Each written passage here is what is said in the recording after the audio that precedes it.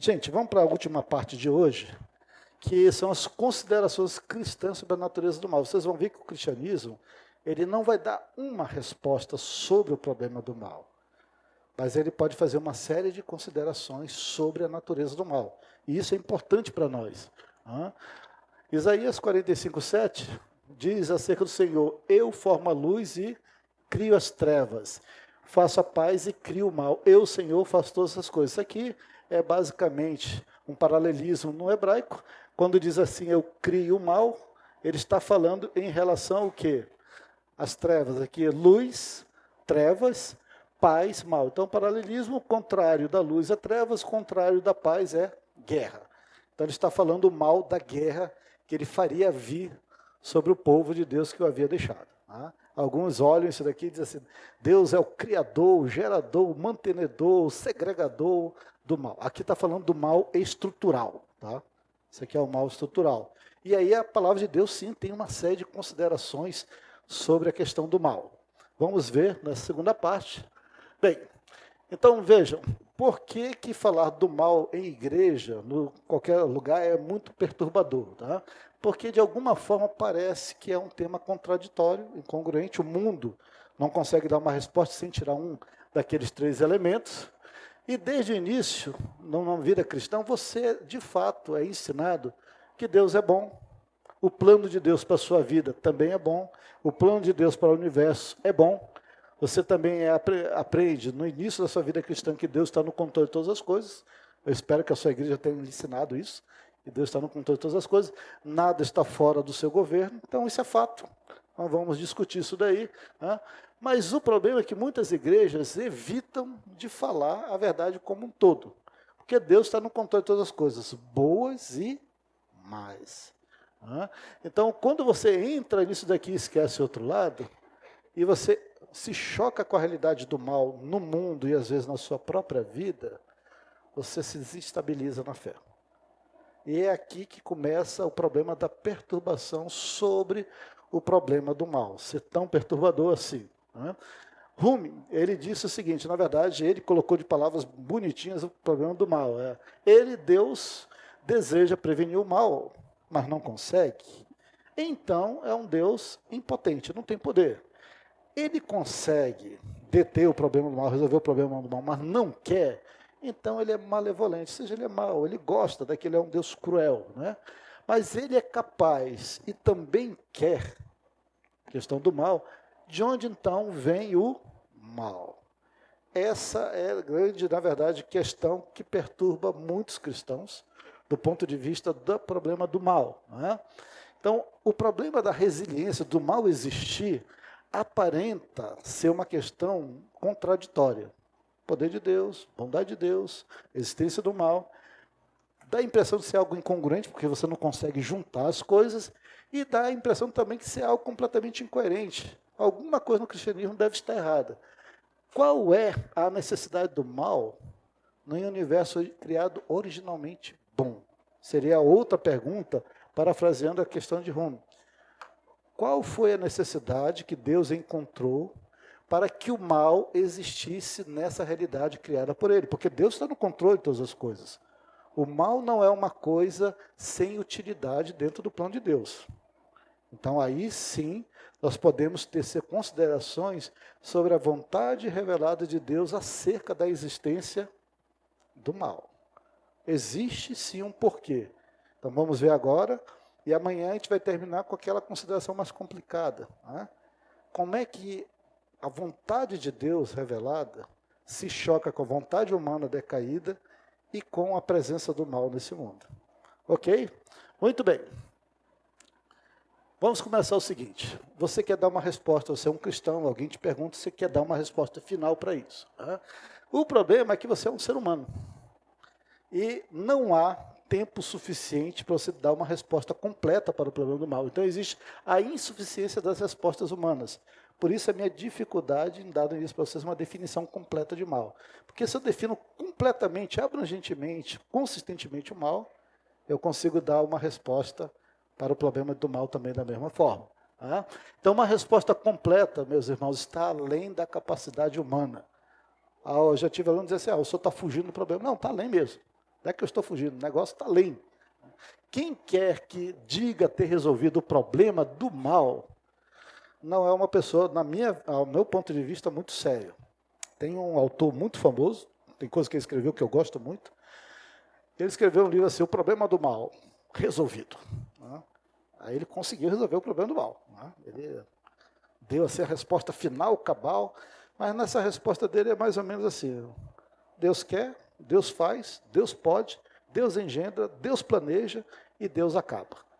No sentido que Deus é o criador, o mantenedor e o consumador do mal. Aí você fica assim, meio complicado para algumas questões. Ok? Mas veja o seguinte, o ser humano, ele não detém o conhecimento de todos os fatos. Deus consegue. Deus consegue olhar a realidade como um todo. Dimensional, bidimensional, tridimensional, pandimensional. Deus consegue ver todas as coisas. Ele pode pesar todos os fatos, bons e maus, consegue engendrar todos os fatos e consegue entendê-los. O ser humano não tem como fazer isso daqui. Ele não detém todo o conhecimento. Vou dar um exemplo. Você está andando e, sem querer, você esbarra numa pessoa, a pessoa está com um café quente e derrama o café em você. E você achou que a pessoa fez de propósito. Você xinga a pessoa e a pessoa se desculpa, você grita, que você está muito irritado. A sua camisa, cara, você comprou no dia anterior, terrível, você perdeu a camisa, você ia para uma reunião importante, é a desgraça completa. Aí você diz assim, esse é um mal. Mal você sabia que logo na esquina você está muito atarefado, muito apressado para aquela reunião, você ia atravessar a rua e ia ser pego por uma caçamba. Aquele café que você odiou salvou sua vida, mas você nunca vai saber da caçamba. Você não detém o conhecimento das coisas. Aquilo que para você é um mal, pode não ter sido. Pode ter sido a bênção da sua vida. Entenderam? Não estou relativizando o mal, não. Estou dizendo que nós não detemos o conhecimento de todas as coisas, de suas implicações. O homem não possui uma compreensão lógica abrangente da realidade como um todo. Nós não somos Deus. No sentido que a gente consegue compreender a interligação de todos esses fatos.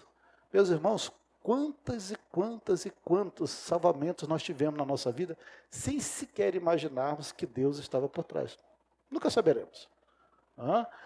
A vida humana é curtíssima. Quando você está lá para os 80, você começa a entender, o negócio está começando a fazer sentido, você morre. Então, não tem como. O homem também ele é espiritualmente decaído. Nós temos uma mente, sim, deturpada pelo pecado. Então, alguns assuntos que são altamente espirituais, que vêm da esfera de Deus, nós vamos ter limitações. Todos nós, pastor ou não, nós vamos ter limitações. E, claro, o homem é manchado pelo mal. Então, o seu coração é manchado pelo mal. O seu coração é corrupto, desesperadamente corrupto. O Espírito Santo está agindo ali no seu coração, você está se santificando pela graça do Senhor, mas enquanto você não morrer e seu corpo não for redimido, nós somos manchados pelo mal. Tá? Ok?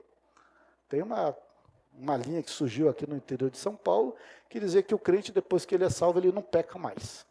Ele é impecável. Mas é bobagem.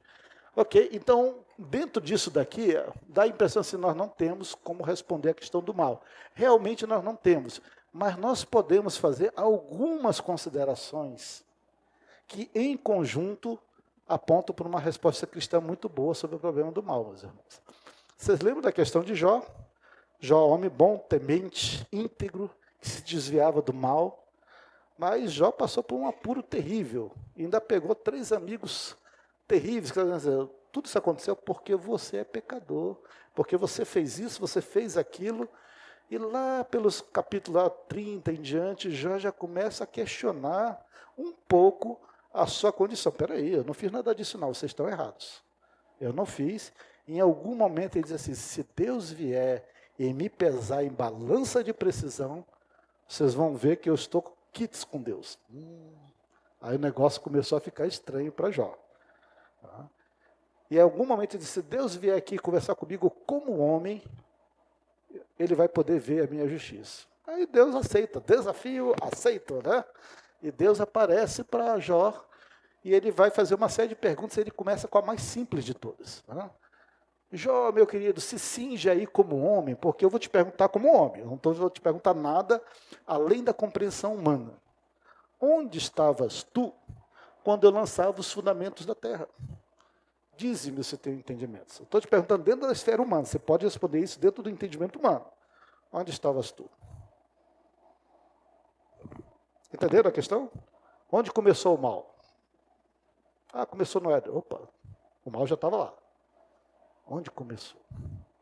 Nós não temos capacidade de dar uma resposta completa.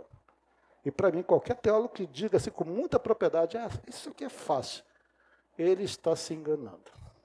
Está se enganando. Ok, não é fácil não, o negócio é complicado mesmo.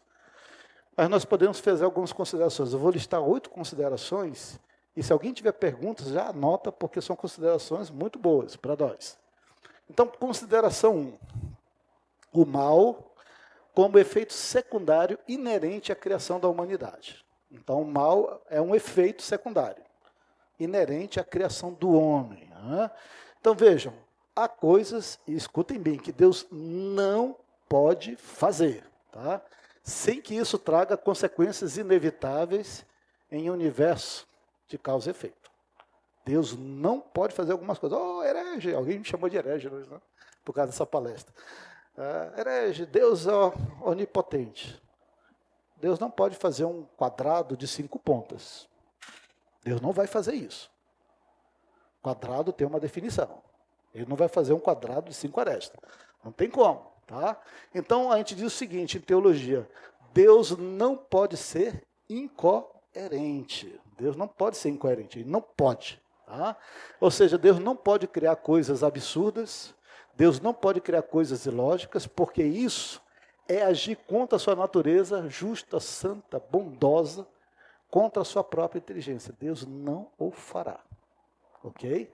Quando Deus cria um ser humano, homem e mulher, seres morais, ele imbui esses seres de algumas características que fazem desses seres morais.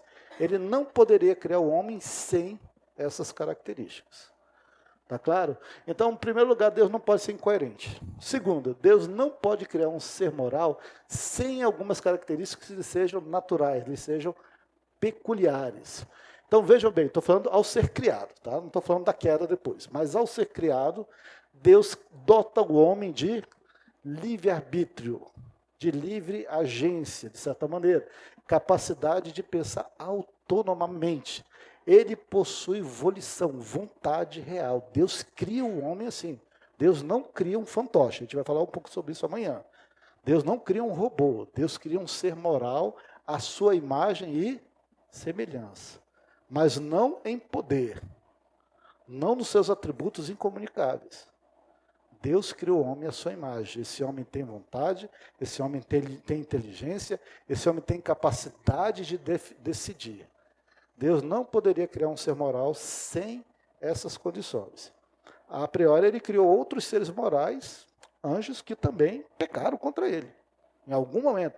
Ou seja, parte da equação de Deus, ao criar um ser à sua imagem e semelhança, dotá-lo desses atributos aqui. Então, Deus não pode fazer o ser humano de outra forma. Alguém pode dizer assim, puxa, mas Deus podia criar a gente de uma maneira que a gente não quisesse nunca pecar. Mas aí nós temos um problema, porque a vontade, ela é exercida contra algo que é feito fora da sua vontade. Então Deus cria o homem e Deus coloca ali. Isso você não pode fazer. Por quê? Porque ali o homem pode exercitar seu livre-arbítrio e sua real volição. Se o homem nunca tivesse isso, ele não teria, na verdade, capacidade de decidir-se autonomamente. Mas o Senhor sabia o que ia acontecer. Tá? Então a gente vai deixar essa parte mais, vamos dizer, para amanhã. Então Deus não pode ser incoerente, Deus não pode criar coisas de maneira que são contrárias em causa e efeito em algumas situações. Deus não pode ser cruel, Deus não pode mentir, Deus não pode pecar. Então tem coisas que Deus não faz e não fará. Por sua própria natureza. Ele é impedido de fazer. Ele próprio se impede de fazê-lo. Está claro? Então, isso você tem que ter em mente. Então, primeira consideração, o mal passa a existir. Por quê? Porque o homem vai usar o seu livre-arbítrio de maneira errada. E quando ele cai, ele deixa de ter livre-arbítrio. Aí a gente fala isso amanhã, ele deixa de ter livre-arbítrio. Tá? Então, o mal, ele é uma consequência inerente desse livre-arbítrio original do homem. Veja bem, livre-arbítrio original. Consequentemente, agora, o que você tem? Para uma escolha ser má, essa escolha tem que ser passível de real punição. Deus coloca o homem ali no paraíso e deixa bem claro, antes de ele pecar, não coma. No dia que comeres, certamente que morrerás. Para você tomar uma decisão correta, de livre vontade, você tem que saber as consequências dessa escolha. Já viram pais que dizem assim, menino, se você fizer isso, olha lá. Aí o garoto diz assim, olha lá o quê? Você vai ver o que vai acontecer. Mas ele não sabe o que vai acontecer. O pai não falou, a mãe não falou. E ele vai lá e faz, eu quero ver o que vai acontecer. Aí ele sabe o que vai acontecer e acontece mesmo. Por que a mamãe fez isso? Por que o papai fez isso? Mas o Senhor Deus não faz isso com a gente. Ele sempre deixa claro o que vai acontecer em situações que é de desagrado à sua vontade. Sempre fez isso, desde o início. Então, para você ter livre-arbítrio, você tem que saber escolher entre uma coisa certa e uma coisa errada, uma coisa livre e uma coisa proibida. Então, Deus criou o homem e dota disso, e o homem agora vai ter que fazer uma escolha. Nós não sabemos exatamente o que aconteceria se o homem tivesse escolhido por Deus. Se alguém quiser ter alguma ideia, tem um livro de C.S. Lewis chamado Pereiranda, que ele mais ou menos vai dar uma ideia do que seria o homem não ter caído no paraíso. Mas o homem cai. E isso não pega Deus de calças curtas. Então, o mal é inerente à criação de seres morais. Então, essa é a primeira consideração que nós temos que fazer. Tá? Se isso não existisse, então seria uma ilusão. Deus não nos criou a sua imagem e semelhança, nós somos apenas fantoches animados. Joia? Consideração 1. Consideração 2. Você precisa ter critérios para discernir o que é bem e o que é mal. E aqui é o problema, aqui começa o problema. Né? O que é bem para mim e o que é mal para mim? Né? A gente tem essa dificuldade. Então, vamos lá. A pessoa está perdida na praia. Praia pequena, tá? Semanas ali. Só daquele pedacinho de terra. Isso é bom ou é mal? Bom ou mal? Né? Olhem bem. Está o cara no barco. Meses no mar. Oba! Terra. Depende do seu ponto de vista, ou do critério que você tem, você pode torcer a definição de bem ou de mal. Então você tem que ter critérios, e a palavra de Deus nos dá critérios para saber o que é certo e o que é errado, o que é bom e o que é mal. Então você tem que ter critérios para isso. Ok? Muito bem. Então, primeiro, o bem como a vontade revelada de Deus. Tá? Uma coisa boa, vejam bem, não necessariamente resulta no bem. Concordo? Uma coisa boa não necessariamente resulta no bem. Vamos pegar hoje nós comemos um churrasco lá na casa do pastor, uma delícia. Resulta no bem, nutriu o meu corpo, estou bem aqui. Mas se eu comer muito, demais, além do limite, aquilo vai fazer bem? Não. Uma coisa boa não necessariamente resulta no bem. Você só pode definir o bem em relação à vontade de Deus. Aí sim. Qual é a vontade de Deus? Vontade que o Senhor nos revelou nas suas Escrituras. Resumindo, tudo o que glorifica, tudo que cumpre a sua vontade, está de acordo com a sua natureza, é por definição o bem. Aí sim. Como é que eu vou saber o bem? Segundo a palavra de Deus. O que glorifica o Senhor? O que é de acordo com a sua vontade? Quais são os seus mandamentos? Isso é o bem, meus irmãos. Vive a palavra de Deus, faz o bem. É isso daqui. Né? Então você tem que definir o bem como a vontade revelada de Deus. A sociedade define o bem hoje como alguma coisa que me traz prazer, alguma coisa que me relaxa, alguma coisa que me coloca no centro. Essa é a ideia de bem hoje. Então a pessoa vive a sua vida, faça o que você quiser, viva muito, beba muito, faça a sua vontade. Isso não é o bem. Ok? A nossa sociedade é uma sociedade hedonista. Nessa sociedade hedonista, o bem é o você ter o seu prazer o tempo inteiro sendo o quê? Satisfeito. Seja no colégio, seja na sua casa, seja nos seus relacionamentos, seja no seu prazer físico em si. O que importa é o que é bom para você. Só que esse bom para você não necessariamente é o bem. Ok? Outra coisa, a duração do que nós consideramos mal. Tem coisas que nós consideramos muito mal, são perturbadores a curto prazo, mas a longo prazo apontam para algo que muito melhor, um bem maior. Então a gente tem que tomar cuidado. Nem sempre o que é mal a curto prazo é mal a longo prazo. Está claro aí? Deu para entender? Você está num relacionamento. Relacionamento esquisito, relacionamento não bíblico, uma coisa que o seu Deus não quer e você está lá. Por algum motivo, pela graça do Senhor, aquilo é rompido. Estou dando um exemplo extremo. E você sofre, você chora, você se arrebenta. A curto prazo, aquilo é um sofrimento. Mas a longo prazo, pode resultar num bem muito grande no Senhor. Está claro aí? Nós temos um pastor muito querido em Manaus, da Igreja Batista, que ele sofreu um problema de fígado gravíssimo. Ele teve que fazer um transplante de fígado alguns anos atrás. E, gente, foi um sofrimento horroroso. Ele vai contar essa história e a gente fica assim impressionado. Mas o bem que aquilo resultou a longo prazo, não só para ele, não só para a família, mas para a quantidade de pessoas que foram salvas pelo testemunho dele, é impressionante. É impressionante. Mas inicialmente foi terrível o que aconteceu com ele. Então nem sempre a gente pode julgar o bem ou o mal a curto prazo.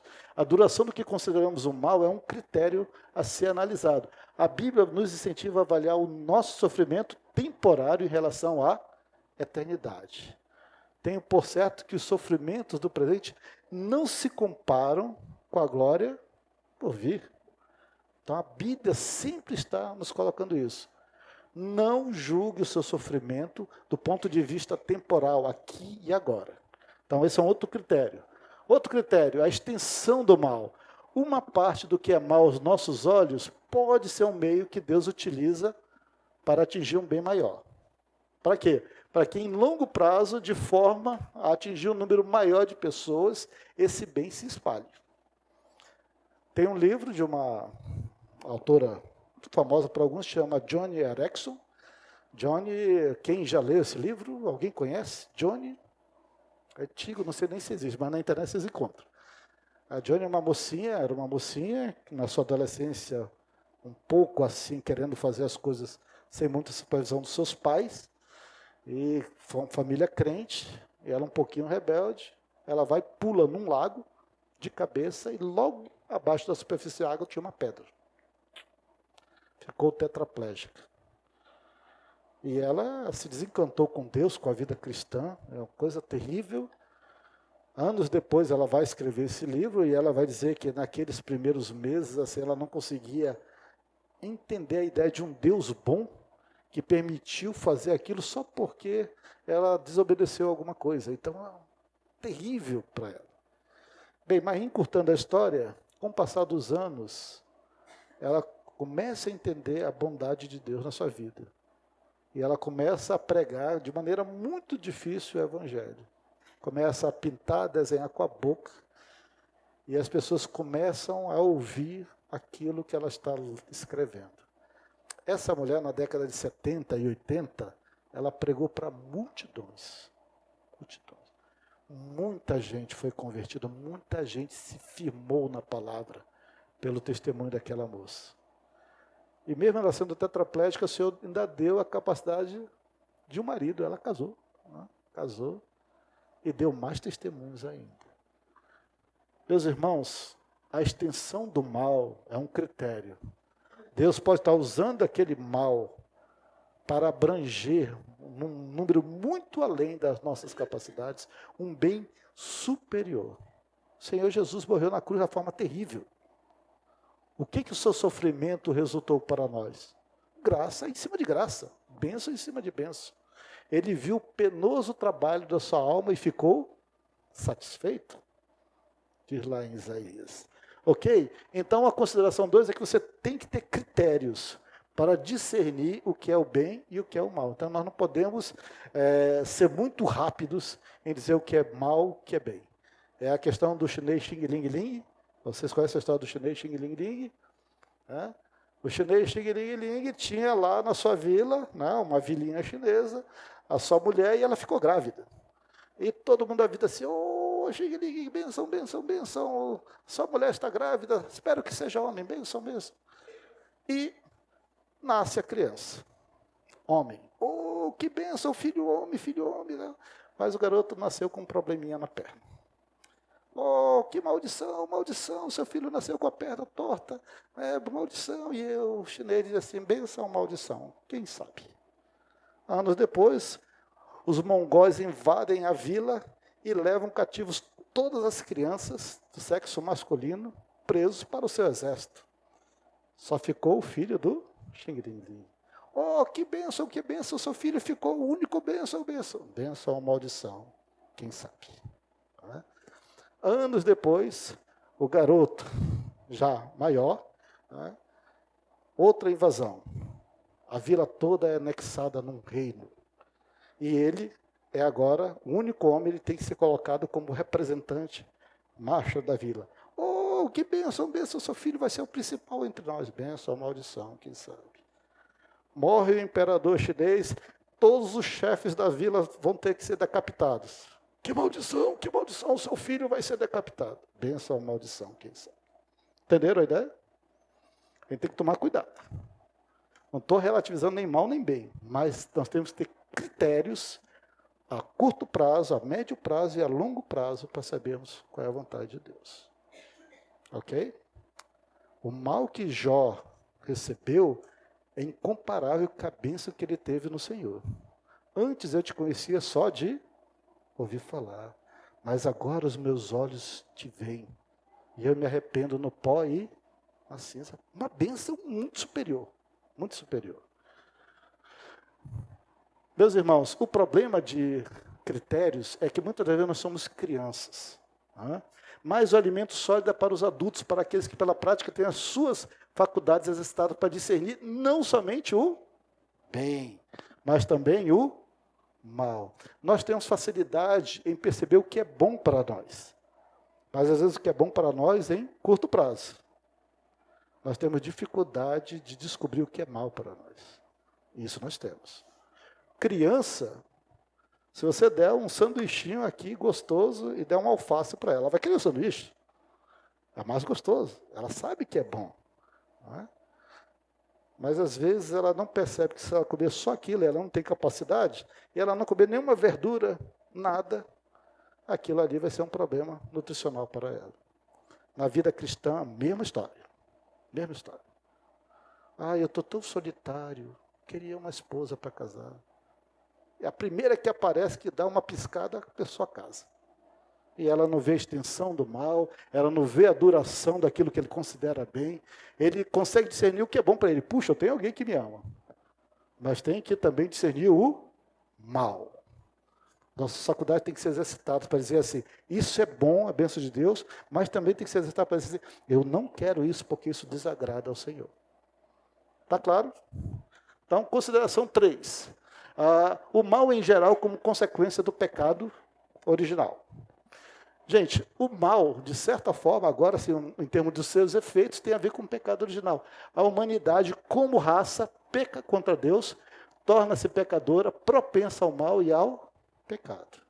Então, ali em Adão, por meio do seu cabeça, Adão ali, o representante da humanidade, a humanidade decai do estado de inocência, de pureza, e agora está no estado decaído, terrível, de malícia, impiedade, falta de temor a Deus. Então, os males, de maneira gerais, em consequência do pecado original.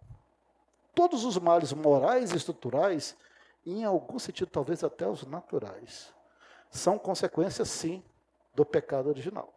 Não tenho dúvida disso, não tenho dúvida. Com consequências o quê?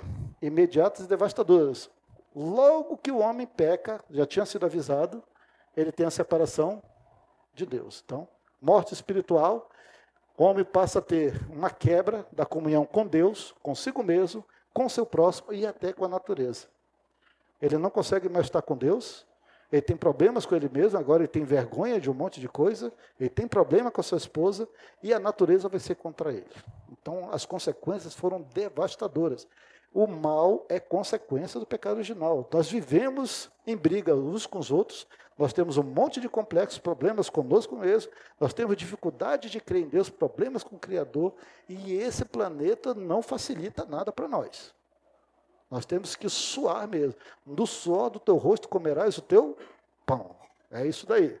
As consequências são devastadoras devido ao pecado original. E aí nós podemos dizer assim, dentro agora dessa esfera da consideração, Deus não criou o pecado, todavia os homens pecaram segundo o desígnio do próprio Deus. Aí é meio complicado, mas essa é a pergunta de amanhã. Deus cria os meios para que o homem use o livre-arbítrio. O homem usa livre-arbítrio, Deus avisou antes que ele não poderia fazer com o livre-arbítrio. Deus avisa e agora o homem usa de maneira errada o livre-arbítrio. Consequências funestas para todos nós. Então, o mal em geral como consequência do pecado original. Viu o Senhor que a maldade do homem havia se multiplicado na terra e que era continuamente mal todo o desígnio no seu coração. Essa verdade continua até hoje. Está claro aí? Então, consideração 3. Tem gente que culpa os males para outras pessoas. Consideração 4. Um mal específico como consequência de pecados específicos. Aí agora vamos do geral para o específico. Então, tem males agora resultando de pecados específicos. Ok? Alguns males são consequências diretas de imprudências específicas ou pecados cometidos por outras pessoas, não por você. Às vezes, males te atingem que você não tem nada a ver. Você não é culpado daquilo, mas você é atingido pelo imponderável. Por exemplo, você está ali atravessando a rua numa boa, tem uma faixa de pedestre, e o cara está no celular, vendo mensagem. Você é atropelado. Você não fez nada de errado. Você prestou atenção, você viu o carro ali, o cara está vendo e você passou. Você é atropelado. Você foi culpado daquilo? Não. Mas pecados específicos geram males específicos. Não necessariamente culpa sua. E aí você vai ter os acidentes de trânsito, de trabalho, distrações, acidentes evitáveis, brincadeiras duvidosas, abusos, etc. Duvido que você pula daqui lá na piscina embaixo. Segundo andar da casa. Não pulando, duvido, você é covarde. A pessoa pula, quebra a perna, quebra o pescoço, morre. Está entendendo? São males que são consequências diretas de pecados específicos. Outro, alguns males são consequências também diretas de escolha insensata, feita sem critério. Você é que fez, né? Doenças, dívidas, brigas, drogas, adultério, assim por diante. Meu irmão, eu estou com uma dívida terrível. O que aconteceu? Não, eu tive que emprestar, não sei o quê, tarará, e eu quebrei o cartão de crédito, tá? Estourei o limite. Quanto que você estourou? Quanto era o seu limite? 1.000. Quanto você estourou? Estourei 5.000. Eu estou terrível, minha vida está terrível, o casamento está terrível. Que terrível essa tragédia na minha vida. Tragédia na sua vida, coisa nenhuma. Você fez isso na sua vida. Você é o responsável por essa tragédia. É você, por que Deus permitiu? Deus não permitiu coisa nenhuma nesse sentido, é você mesmo. Você que fez isso. Cadê a sua esposa? O nosso casamento acabou. O que aconteceu? Não, estava mal mesmo. Aí depois você descobre que o cara traiu a esposa com outra, aí foi terrível, quebrou o casamento. Quem quebrou o casamento? Ele. Entendeu? Então, já teve gente casal que disse assim, não, é que Deus quis. Deus nunca quis isso. Nunca quis. Mas Deus é soberano até sobre a sua separação. Mas aí a gente tem que tomar cuidado. Os desejos secretos de Deus com a vontade revelada. Não é isso não. Então, alguns males são consequências, sim, meus irmãos, de uma escolha insensata. Outros males são oriundos da prática direta do pecado. Aqui, você não tem a ver, você sofre os males. Aqui, você toma algumas decisões ruins. E tem outras que você pratica o pecado desavergonhadamente e vem toda a desgraça sobre a sua vida. Né? Então, o próprio indivíduo, ele comete pecado, ou o círculo de sua amizade próxima comete e ele aceita aquele tipo de pecado. Deus pode usar as consequências naturais do pecado? Pode. Para disciplinar crentes? Sim. Mas você fez. Muitas das desgraças dentro da igreja evangélica é desobediência direta à palavra de Deus. Aí vem as desgraças. Tá? Não tem jeito. Então você não vai culpar Deus, não vai colocar o fatalismo, o determinismo ali, não. O Senhor avisou, o Senhor ensinou, o Senhor instruiu, a igreja orientou, mas você fez errado. Não tem jeito. Ok. Então, aqui veja bem, mal específico, consequência de pecados específicos. Beleza. Considera assim, lembrando aqui, né? Não dá para zombar de Deus. Aquilo que o homem semeia, ele vai o quê? Ceifar. Acabou. Consideração 5. Aí é o contrário agora. Nem sempre o sofrimento ou tragédia pessoal é resultado direto do pecado individual. Também é verdade, isso é uma consideração. Nem sempre. Você está numa tragédia terrível, situação horrorosa. Isso não é, às vezes, culpa de algum pecado específico. Jó pecou para ter acontecido aquilo com ele? Não. O Senhor Jesus pecou para ter ido na cruz? Não, meus irmãos, não. Então, nem sempre, tá? Então, a posição, a gente tem que tomar cuidado com duas coisas aqui, tá? A posição dos amigos de Jó. Qual é a posição dos amigos de Jó? É achar que toda tragédia tem um pecado escondido. Um pecado velado, e você está sofrendo as consequências disso daí. E aí você tem que lembrar em conta que Deus é soberano, sim, até nas suas tragédias, na sua vida. Tá? Tem que tomar cuidado. Outro, né? A criação, ela sofre com os efeitos do pecado, meus irmãos. Toda a criação. Então, toda a natureza, desde a queda, inclusive a natureza humana, sofreu uma degeneração na sua condição de perfeição. E aí isso resultou o quê? Em doenças, resultou em encurtamento da vida, doenças congênitas e assim por diante, um ambiente, às vezes, difícil de viver, decaído, complicado. Então, nem sempre a maneira como você vive, as tragédias que te atingem, são de fato consequências de algum pecado específico. Tranquilo? Lembra do caso do cego, que os discípulos chegam ao Senhor Jesus, Senhor, aquele homem nasceu cego. Quem pecou? Ele ou seus pais? É a posição dos amigos de Jó. O que o Senhor respondeu? Nem ele, nem os seus pais pecaram. Foi para que se manifestasse dele as obras de Deus. A glória de Deus seria revelada ali naquele cego. Ok? E aí tem que lembrar, né, disso daqui. Lembra do Senhor Jesus falando sobre a queda da torre? Ou cuidais que aqueles 18 sobre os quais desabou a torre de Siloé e os matou, eram mais culpados que todos os outros habitantes de Jerusalém? Não eram, vou afirmo. Mas se não vos arrependerdes, todos igualmente perecereis. Então o Senhor vai colocar dois casos, do acidente da torre e de pessoas que morreram ao sacrificar por Pilatos. Pilatos os mata quando estão fazendo sacrifício e o povo diz assim, nossa, eles morreram fazendo sacrifício, deviam ser pecadores horríveis, que Deus nem permitiu que eles terminassem o sacrifício. O Senhor vai dizer, não, eles não eram mais pecadores que os outros. A mesma coisa da torre, também não era. Então nem toda desgraça é pecado específico. Às vezes acontece desgaste dentro da igreja, de uma família, e a gente começa, é porque eles vivem assim, vivem assado, falaram assim, falaram assado, e às vezes não é isso, meus irmãos. Não é isso. Na maioria das vezes não é isso. Consideração 6, e aqui daria uma palestra inteira, eu não vou entrar num tema. O diabo não é o Deus do mal, é uma criatura tornada maligna, que se compraz com a propagação do mal. Eu sou obrigado a fazer essa consideração, porque tem igreja que diz que todo mal é do diabo. Aí desconsidera tudo o resto que a gente já falou.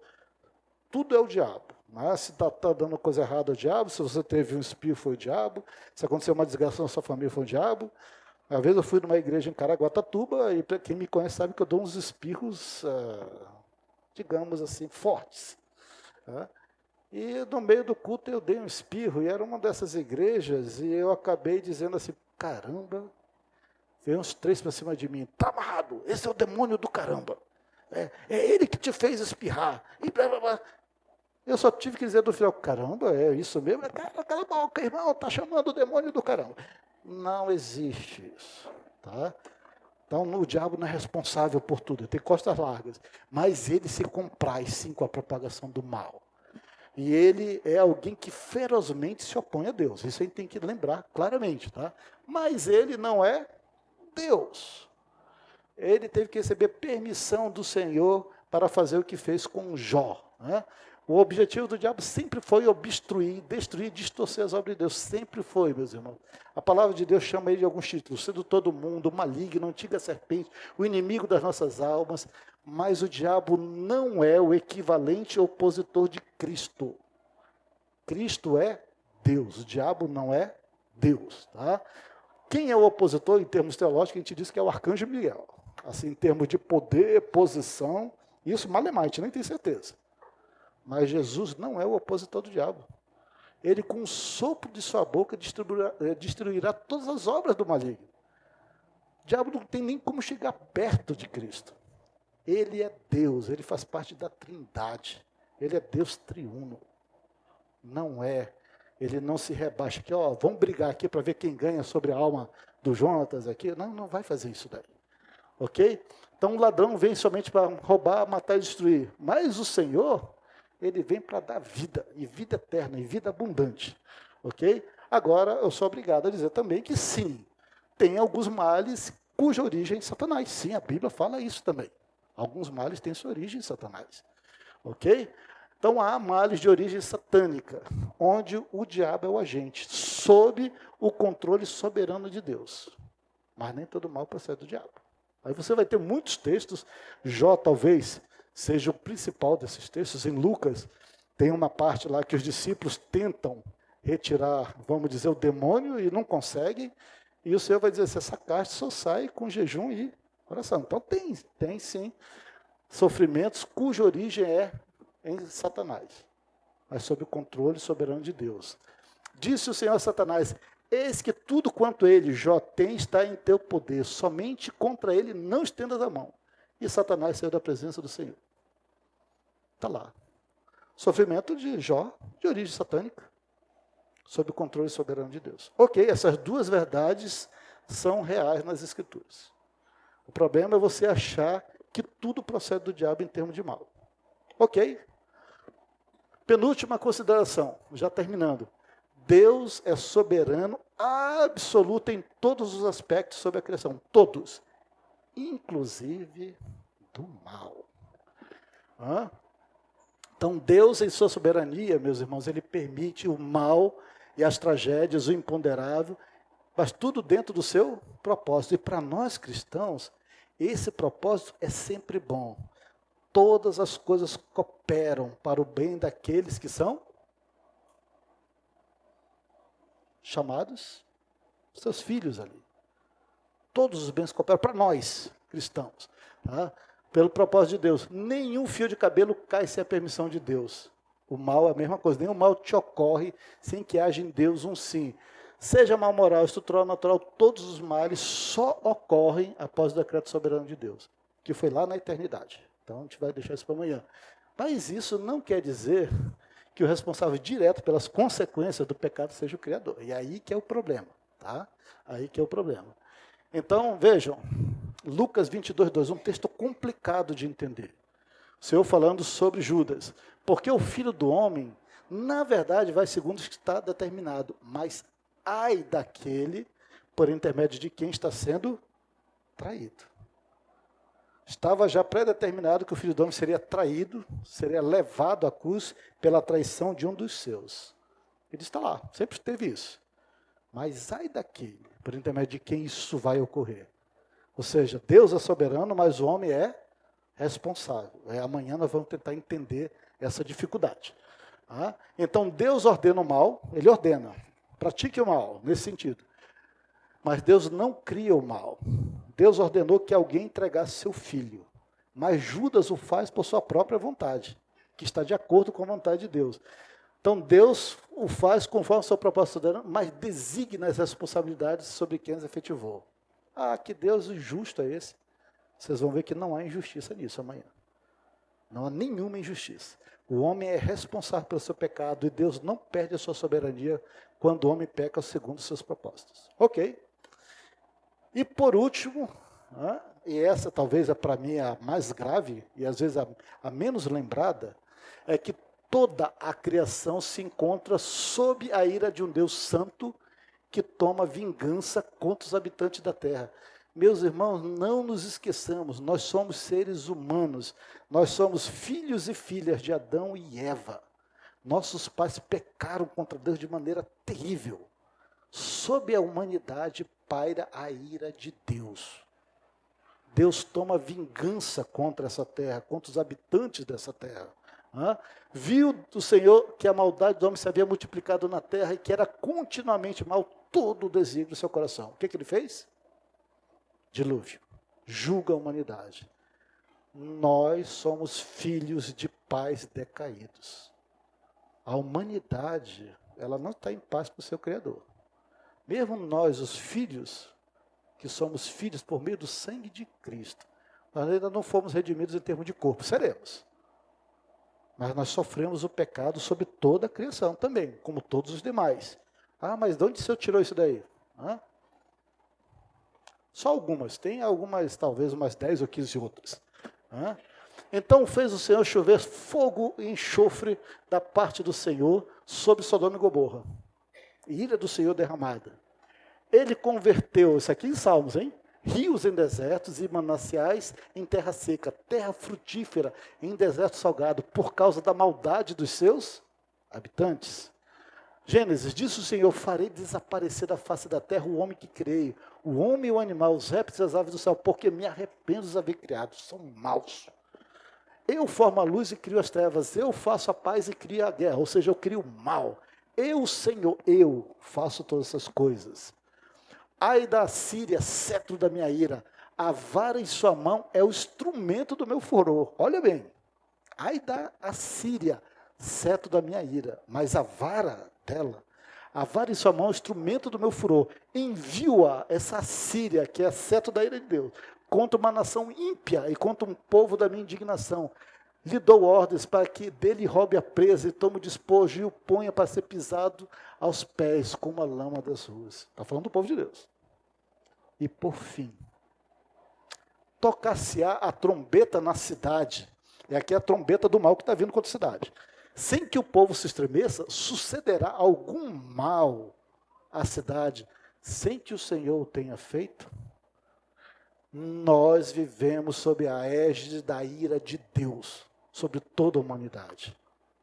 Essa ira um dia virá e será extravasada, sem mistura, sobre toda a humanidade. Diz Apocalipse que naquele dia os homens gritarão, montanhas caiam sobre nós, e a morte se esconderá deles. Mas o Senhor é um Deus irado contra essa humanidade. E os males vêm. Estou colocando alguns textos sobre nós.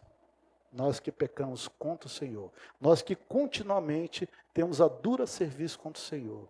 Nós que invocamos os males ao ir contra a vontade do Senhor. Então, todas essas considerações, essas 8, explicam em parte o problema do mal. Está entendendo, irmãos? E, para concluir aqui, em sua soberania, Deus escolhe permitir a entrada do mal, visando um bem maior, para o louvor da sua glória. Tudo o que acontece aqui redunda em louvor da glória de Deus, naquele dia que virá. O homem não se encontra em posição ética nem intelectual para entender o plano eterno de Deus. Nós, crentes, temos a vontade de Deus revelada. Nós temos ideia do plano do Senhor. Nós podemos tecer considerações consistentes com a bondade e justiça de Deus, conforme revelado nas Escrituras, mas nós não podemos ir além disso daqui. Tá? Jó não recebeu resposta para o seu sofrimento, meus irmãos. Lá no final, Jó não perguntou assim, por que eu sofri? É que eu tive uma disputa ali. Não, Jó não recebeu nenhuma resposta para o seu sofrimento. Ao contrário, ele recebeu uma visão maior da glória de Deus. E para ele isso bastou. Deus não nos deve explicações, por nada. Mas quando Deus age em nossas vidas, nós recebemos uma visão maior da glória de Deus. Deus escolheu permitir o mal no mundo por razões moralmente suficientes para Ele, conhecidas somente por Ele. E essas razões redundarão em um louvor e uma glória maior para Ele. Deus não vai compartilhar conosco todas as razões pelas quais Ele permitiu o mal. Mas Ele nos assegura na sua palavra que o mal, o estado do mal, é um estado temporário. Virá um dia em que o mal será finalmente extirpado. naquele dia, na presença do Senhor, todas as lágrimas serão enxugadas. E Ele enxugará dos olhos toda lágrima. A morte já não existirá, não haverá nem luto, nem pranto, nem dor. Porque as primeiras coisas já passaram. Naquele dia, a humanidade estará livre das consequências do pecado, das consequências do mal. Amém?